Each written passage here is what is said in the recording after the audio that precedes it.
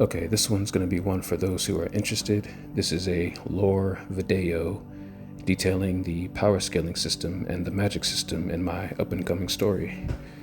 One that I decided to call Project TDC, which is a huge placeholder name right now because I can't think of another one. So, this is how it all starts right up here. This is the mother, this is the father, these are the two gods of the world that create all of this. And in the beginning especially, I like to think of them as like a push and pull type of force up here somewhere that just combust into the Big Bang and make way for all of that. So these two do have a consciousness, by the way. They have their own minds, and they kind of communicate telepathically up until humans are created.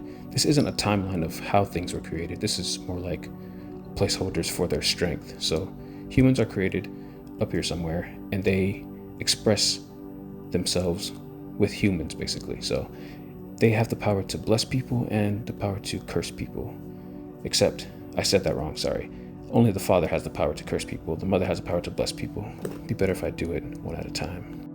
Okay, so we'll just stick with the mother's side for now. And if I haven't said it already, there's only ever going to be one person who's blessed in the story and two people in the story who are cursed. So I made a little subplot here for Demigod. That's Aldraz, character I recently drew.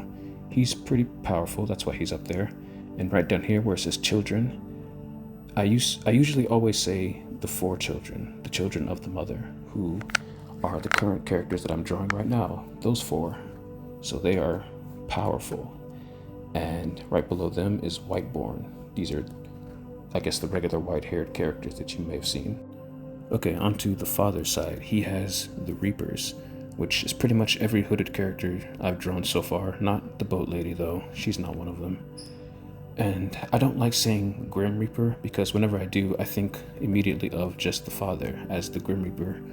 He is not able to make a face for himself. He's always skeletal. And he speaks it. Well, there's a whole other thing with language I'll get into later, but Reapers are basically his workers. There's only ever going to be one at a time. And below that are what I call the Vanquished. Okay, if my memory's right, the Vanquished are on day 111. And their cave is in day 42, the cave that they reside in. And pretty much the whole premise of what you're looking at here is that the people on this side don't really ever get to live, and the people on this side don't ever get to go the other way, which there's a lot of flip-flop ability going on, which is the whole reason why the story takes place, is because things aren't happening as they should. So the Reaper is a character, Death is a character in my story, characters I should say, so they put their hands in a lot of elements here. So speaking of elements, here we have the seated EL, which is short for elementals. Seated elements are people who get their powers unnaturally, and right below are people who get their powers naturally. So people who are unnatural are more powerful than the natural, and the natural elementals are more powerful than humans, and so on. There are animals and plants that have some resistance to certain elements, which and down below I do have animals and plants because they are resistant to certain elements and they provide medicines and whatnot to the world. So just felt the need to include them down there as well. And that's pretty much a quick little rundown of what I got. Yeah.